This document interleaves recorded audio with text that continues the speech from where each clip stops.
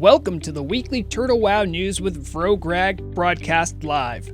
I'm your news anchor orc, Vrograg Fishslayer, here to bring you all the top server news for the week of February 18th, 2025. The suspenders are on, so let's get to it. I'm the orc, and here's the news. Top news this week, Tel'abim reached a great milestone of having 1,000 concurrent players online. Official word on this occasion came out from the team on the 16th, noting a max online count of 1,298. While compared to Nordanaar or some of the SCA servers, this number might seem a trifle, but the Tel'abim community, as recently as last spring around the AQ Gates event, had at best a mere 300 players online. Slow and steady growth is a sign of healthy player base with continued interest in the community. For Nordanaar, getting over 1,000 players took multiple years to achieve, happening in 2022 when the server was already 3 years old, and it seems Tel'abim has done that in half the time. So here's to Tel'abim, may your battles be bloody and your future prosperous. And on the topic of celebrations, this week the server welcomed in the Season of Love holiday event, a nod to the recent passing of Valentine's Day on the 14th. Players all over Azeroth are encouraged to give gifts to NPCs to let them know that you care about them, and perhaps enjoy some gifts back from them as well. The donation shop also has its seasonal variety of love-themed outfits and pink pets or mounts available as well. Do keep in mind that gifts with timers on them, highly prized by PvE players, are no longer timers of game time played, but real world hours. So if you have a box of chocolates, make sure to use them before they go bad. In other top news, the Turtle radio team has really been on the move lately. There have been several posts in the forums and Discord about updated programming, new music, skits, and guest DJs coming to the community. Just in the last week, the radio premiered a new song parody called More Than Swords, a play on the classic song by Extreme, More Than Words. If you haven't had a chance to listen to it, it is available on the Everlook YouTube channel for your viewing pleasure.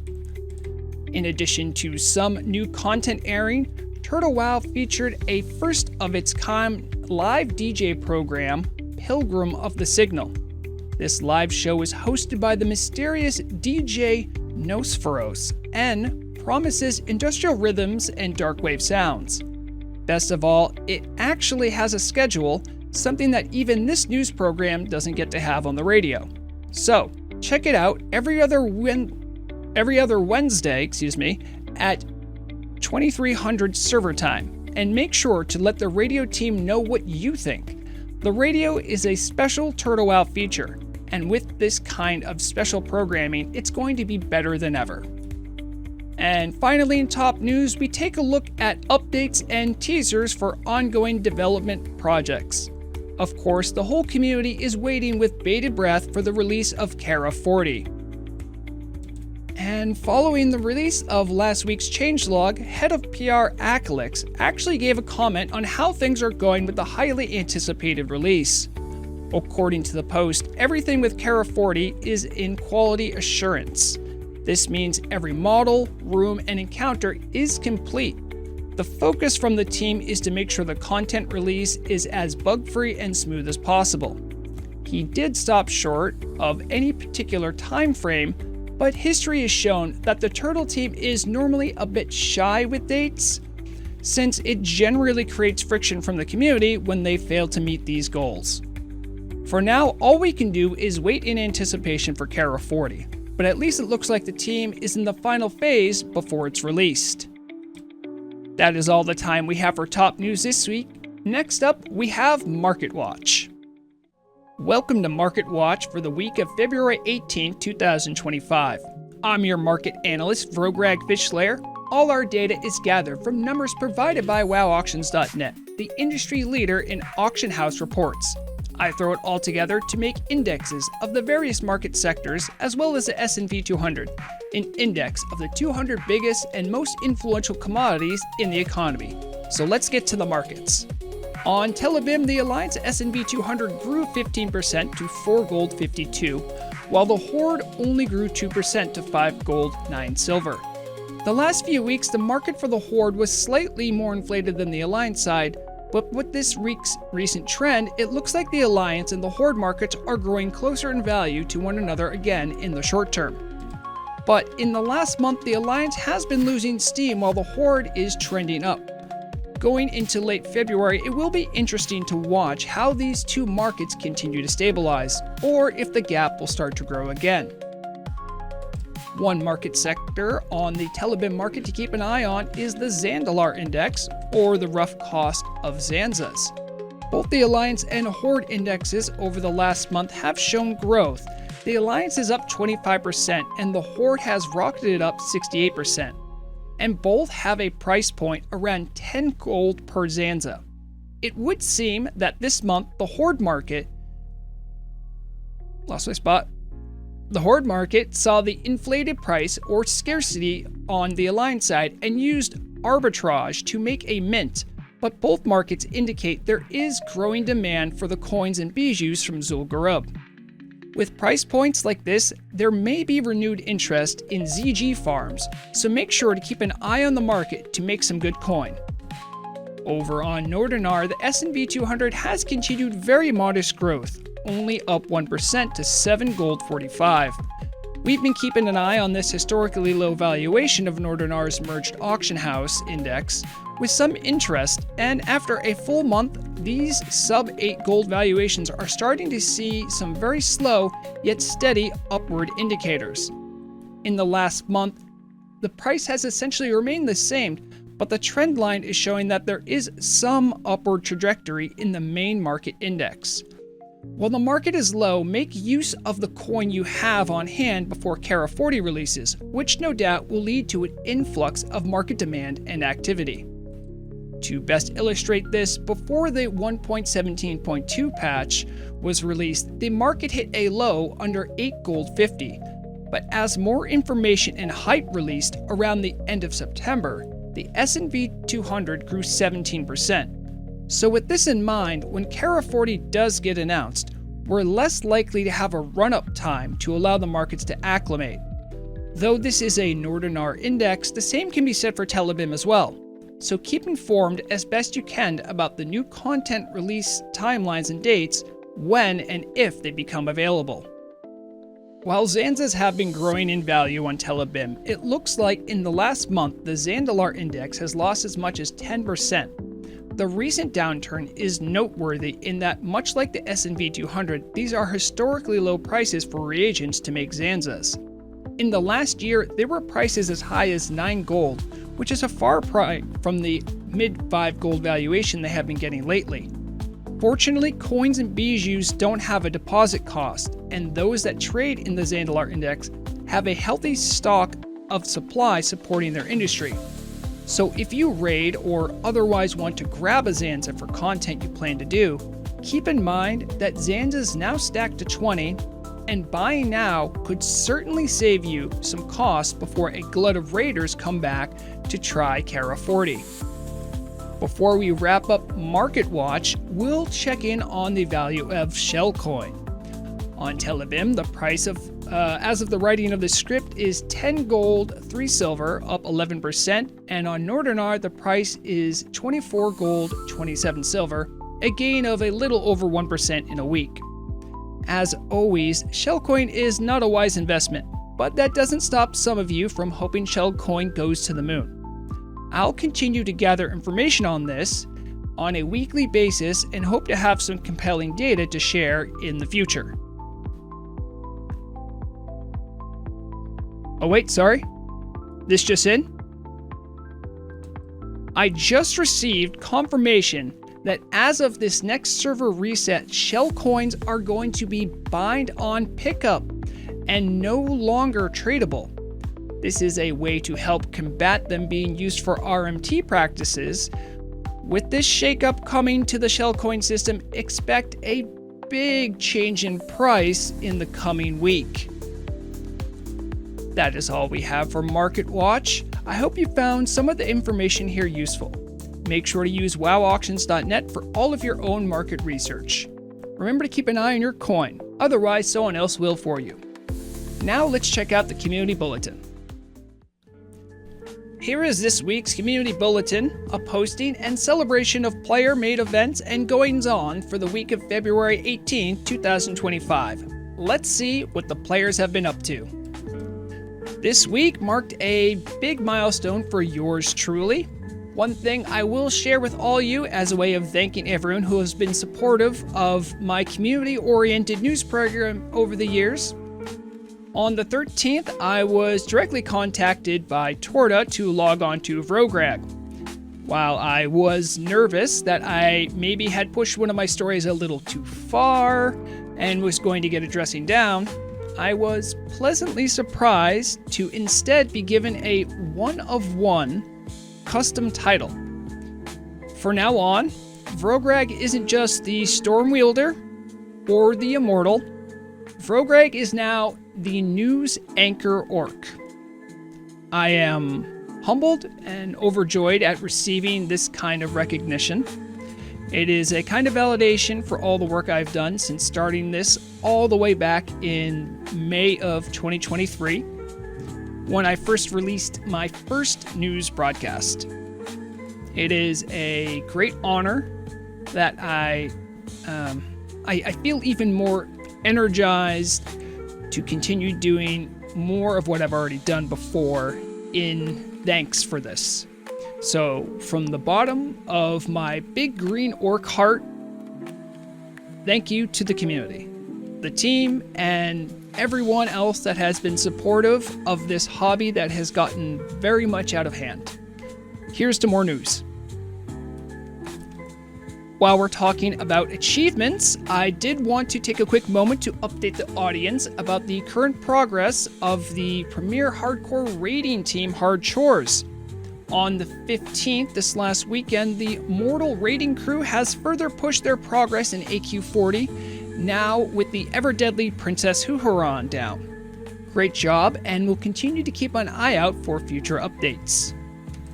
In the role-playing world, there were plenty of events that happened this last week, and more in the future. The Torn community welcomed back the United Shuhalo tribes, a ecumenical blend of all Torn, no matter their background, as they held a preparation ceremony near Thunder Bluff to gather their numbers on Saturday. Any role players looking to get deeper into their Torn roots should keep an eye out for any more events from this organization. This weekend also saw a big event for the newly formed Gurabashi Empire. I was fortunate enough to attend with a troll character of mine and can say the event was a great success, with nearly a full raid's worth of trolls and other assorted allies who marched through the ruined streets of Zul'Gurub and helped to liberate it from some foul voodoo. It seems like the Empire is now in a position to start exerting its control over Stranglethorn. Who knows where this next group might strike next? Coming up on the 20th, the Explorers League is set to make an excursion into the wilds of Ashenvale, where the group is making a day trip hike to see some of the most breathtaking sights of the region, as well as notice some of its hidden secrets that the land has to offer.